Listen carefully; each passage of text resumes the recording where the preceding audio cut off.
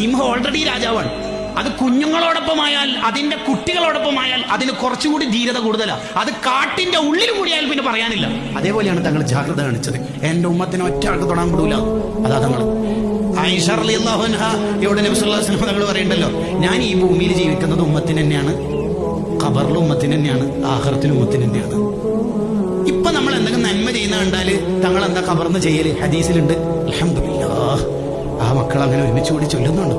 ഇനി നമ്മൾ എന്തെങ്കിലും മൊബൈലിലോ ഹറാമാറ്റം ചെയ്യുന്നുണ്ടാലോ ലഅനത്തെയ്യോ ശപിക്കോ? ഇല്ല, പുറത്തു കൊടുക്കണം. പാവ പുറത്തു കൊടുക്കണം. ഞാൻ ഇത്രയും പഠിപ്പിച്ചിട്ടും അവരങ്ങനെ ചെയ്യുന്നു എന്ന് ശപിക്കൂല. തങ്ങള് പുറത്തു കൊടുക്കണേ, പാവങ്ങളാണ് അവര്. കണ്ട, ഒരാൾ ജനിച്ച മുതൽ മരിക്കണവരെ ശ്വാസോച്ഛ്വാസം മുഴുവനും പുറത്തുവിടുന്ന ശ്വാസവും ഉള്ളിലേക്ക് വലിക്കുന്ന ശ്വാസവും, ഇത് മുഴുവൻ സമയത്തും എല്ലാ ഘട്ടങ്ങളിലും തങ്ങൾക്ക് സ്വലാത്തില്ലേ. എന്നാലും തീരൂല മോനെ കടപ്പാട്. അവിടത്തോടുള്ള കടപ്പാട് എപ്പം തീരാനാ? എപ്പാ തീരുക? എപ്പോഴാ തീരുക? ഇനി ഞാൻ നിങ്ങളോടൊരു ചോദ്യം ചോദിക്കുക.